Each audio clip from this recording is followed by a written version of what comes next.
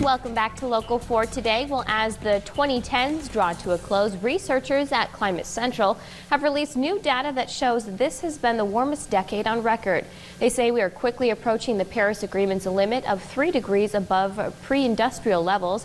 And Kate, you have more on what this looks like here in Nebraska. Yeah, so Climate Central regularly mines all the data that we get into all of the stations that we have across the country, and they survey 244 cities across the country, and that's a good approximation for the country's climate in all the different areas. So it's not in every city, but it's in most of the areas. So we've got one in North Platte, one in Omaha, one in Lincoln, and then several around the Nebraska and surrounding states as well. So we're looking at some of the data here from North Platte, and you see the 2010s, the average temperature for the year was 50 degrees across the decade. Go back to the 1970s, it was closer to 47 degrees, so that's about 3 degrees warmer. Now, not everybody is as much increased as we are here in North Platte. This is looking at the Lincoln data, so a couple of degrees above average, and you see a little bit of a swell there in the 1980s.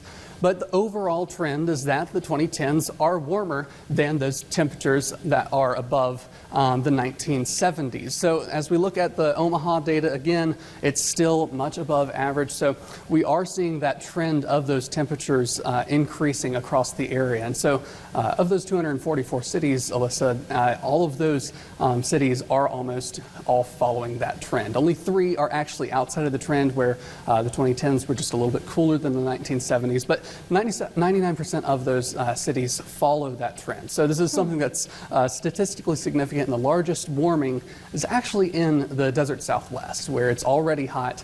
They're getting much hotter. Ooh, yikes! Yeah. So we don't want to see this get much worse, but unfortunately, it looks like it's still on that increase. So let's take a look at some of the data around the United States as well, because we've seen since the 1900s, all of these temperatures have been warming significantly as well. So there was a little bit of a peak around the 1930s, and that's sort of a local anomaly for the United States, because we've had the Dust Bowl in those years, so that was much warmer than average, and that was due to some human activity where we were over-tilling the fields and getting too much. So that caused that drought in the 1930s, but overall that trend is increasing. And then as we look at the worldwide global trend since the 1880s, really, we've seen a little bit of a dip, and then we've continued since the beginning of the 1950s to see that increase. And overall it's roughly a half a degree per decade. And of course, that Paris Climate Agreement limit of 3 degrees